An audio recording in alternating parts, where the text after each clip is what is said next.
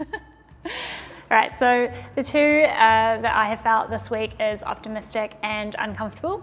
So uncomfortable because I'm feeling some change coming in my business and making some changes, and it feels really uncomfortable because I don't know where they're going to lead and I don't really know what's next.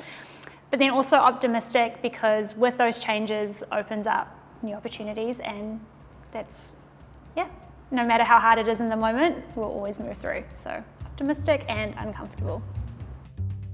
My name's Tash Pieterse and I am an internationally certified life and mindset coach.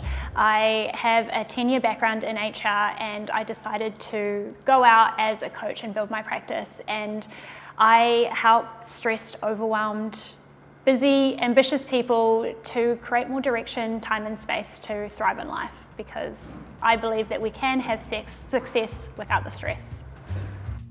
I decided to become an elephant rider because I just was really interested in the game. I wanted to know how to bring emotional conversations into the workplace before I went out on my own, and it was just a different way to spark conversations about something that's really uncomfortable. And so I wanted to learn how to play the game properly, and so I decided to become an elephant rider. Well, I'm most productive in the mornings, for sure. My brain, when I first wake up, takes a bit of time to kick in, but then I'm definitely more productive before lunchtime, and then after 3 o'clock I just dip off. So I do all of my creative work in the morning, and it's just, I don't know, I guess it's that start of the day energized feeling. I stay focused by keeping my phone out of my office is probably what I do. And I also use the Pomodoro timer method as well, just to do my work in 20-minute increments, and that just kind of keeps me in that pace, and then I take breaks. But definitely phone out of the office is my go-to. I think my favorite place to work is in my office at home. It's really nice and cozy, and it's set up just the way that I like it. And I think relaxing for me is napping on the couch. I think that is when I'm most relaxed. Read a little bit of fiction, and then have a nap in the afternoon. That's like my ultimate relaxing space, for sure. My favorite technology will have to be my laptop. It's probably not very unique, but just everything that it provides me, I can run my whole business just with my laptop. And I think I would add to that Wi-Fi, because if I didn't have Wi-Fi, I wouldn't have any ability to do my job. So that would definitely have to be my favorite technology. Some other tools and games that I use in my work is probably this quiz that I use for values definitions. So it makes you choose values against each other. So you pick your top 10, and then they play against each other with different questions, which I think is a great way to test which ones are actually important to you. And then another one is a listening quiz as well. It helps you identify your listening villains, so what stops you from deep listening. And I find those two games alongside the emotional culture deck are a great mix of bringing all of those deeper facets of us to the surface, into the conversation. The main thing that I saw in the ECD that I didn't see in anything else was the fact that it was focused on emotions.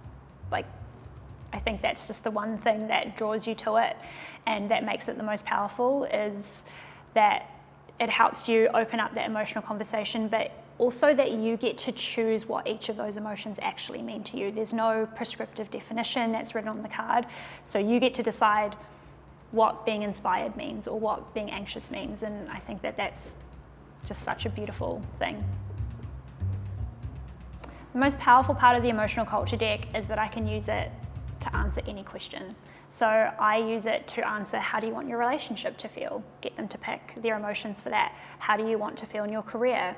How do you want to feel with your body? And that's definitely the most powerful. I can use it for my clients to answer any question from an emotion perspective first, because we predominantly make decisions from emotions. So to be able to use that to answer any question is by far the most amazing thing about the deck, I would have to say.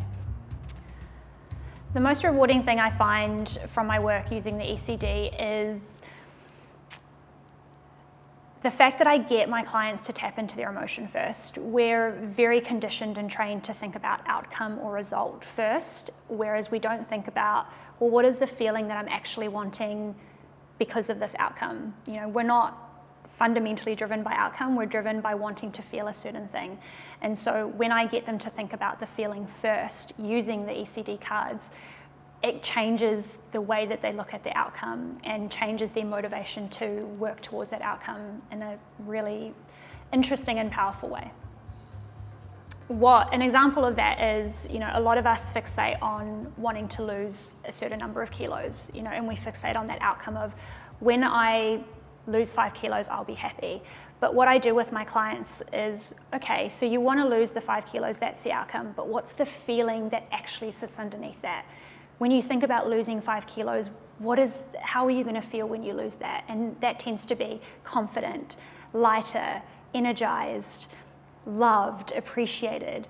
And that's what we're actually wanting to get. Not the 5 kilos, that's a byproduct. That's the outcome that might come or will come. But what you're actually wanting is to feel more confident or to feel more appreciated.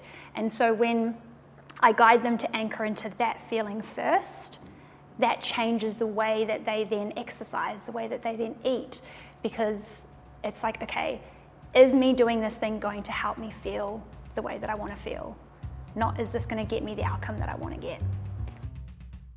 So the work that I do is essentially helping humans to get more direction in life and to create more time and space to really thrive and enjoy life.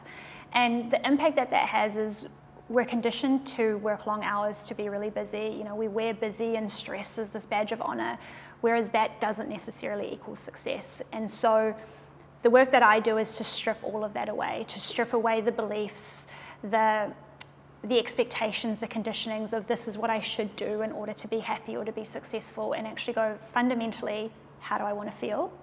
How do I want my life to feel? How do I want to feel in myself? And create life from there.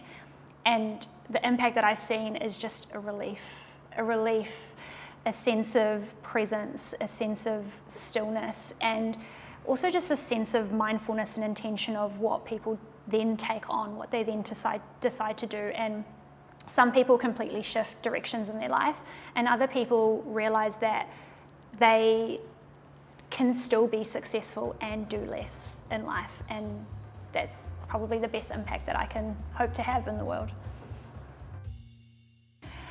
The most powerful situation that I applied the ECD to would have been one of my clients. I had a coaching session with her, and she was in a new relationship and they were about to move in together, and she was very hesitant. She was nervous about it. And so we used the game to identify how did she want to feel in this relationship with her partner, and how did she not want to feel in this relationship with her partner.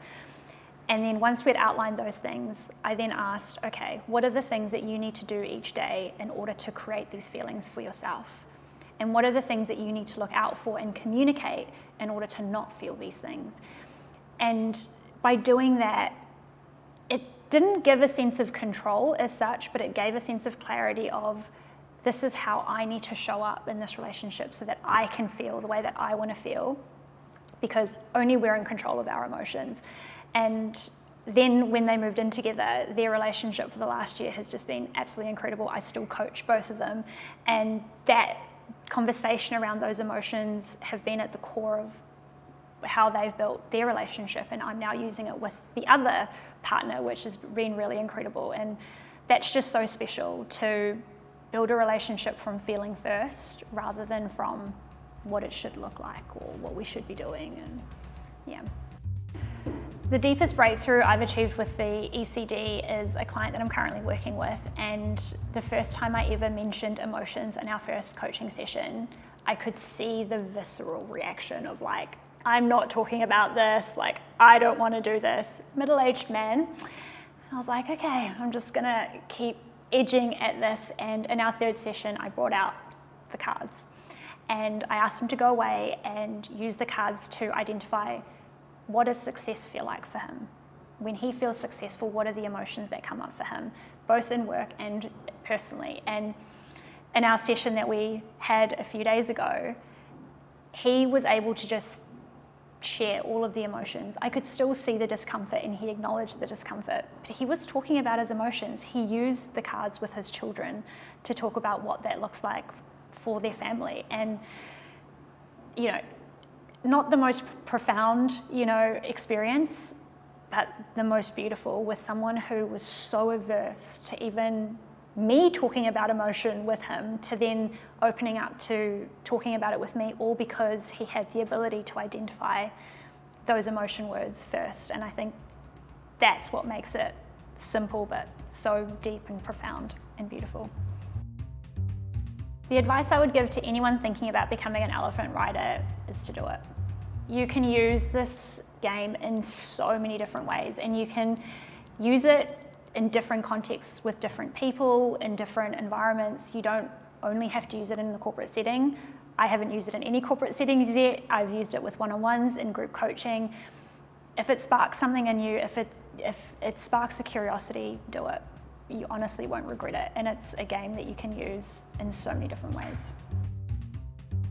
The first thing I tell people when I first introduce the game is, I have these really cool cards. Do you want me to share them on my screen? Because a lot of my clients are remote.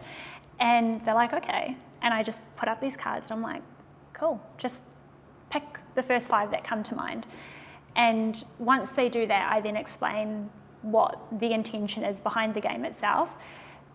But they're already invested. They're already noticing the intuitive hits that come up with which cards spark out for them. And I don't talk about the cards in a sense of that I want to get something out of them. I'm like, hey, I've got this additional tool that might help for you to look at this a little bit differently, for us to dig a little bit deeper. And yeah, I just introduce it and I'm like, let's just have fun. Let's just play and just see what happens. And yeah, it's always well received.